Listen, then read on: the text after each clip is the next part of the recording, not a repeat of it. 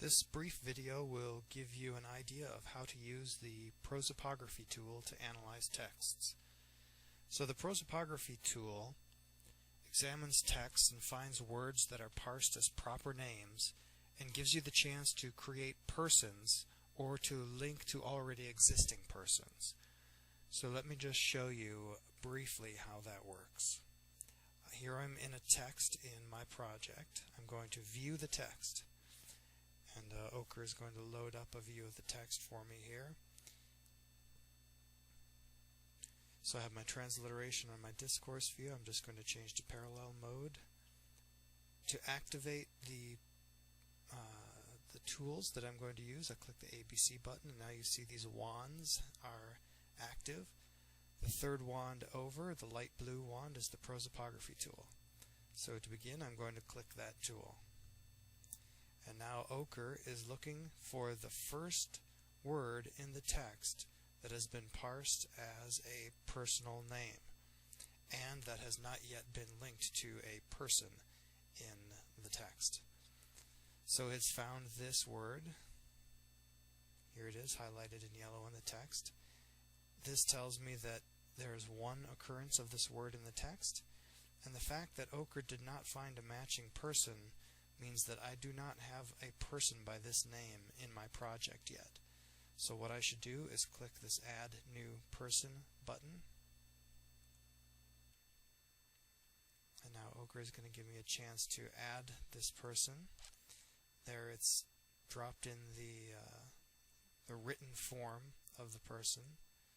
And here it's giving me a chance to use an alias. And for my particular project, I am using the alias to represent the written form of the word and the English pane to represent more of a normalized version of the name.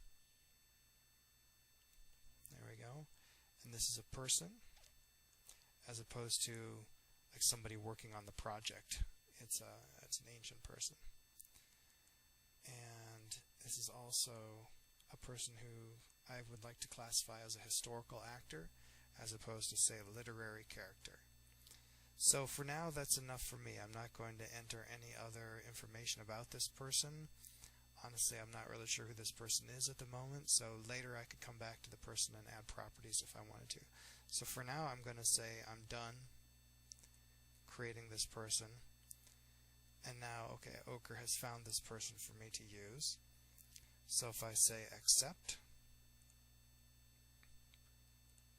OCHRE tells me that there are no other words that are personal names in this text, and as you can see, I've only partially analyzed this text and linked it to the dictionary, so I haven't told my project that any of these other words are names. So when I come back again to this text, I'll run the lexicography tool, parse the rest of the text, and I will find some other proper names in here.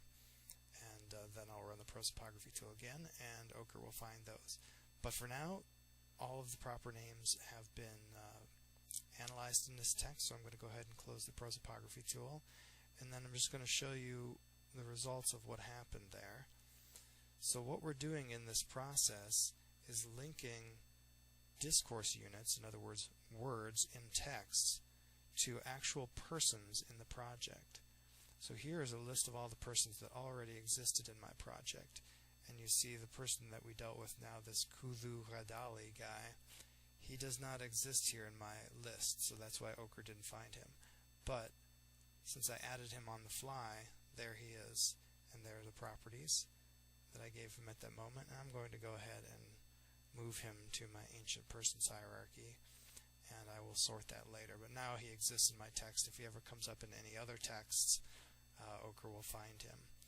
But what we did at the moment is we simply have all the information we have about this man now is that he exists in this text. And as you can see, this is a hotspot. I could click through and open up the text from here if I wanted to. So over time, as you analyze texts and persons, you'll start to build dossiers of your various people. For example, I can show you one of the queens of Ugarit who occurs in a number of texts. So here you can see I've classified her as a historical actor. Her social category is queen. She lived in these periods, these historical periods, under the Hittite rule period in Ugaritic history and under these two kings.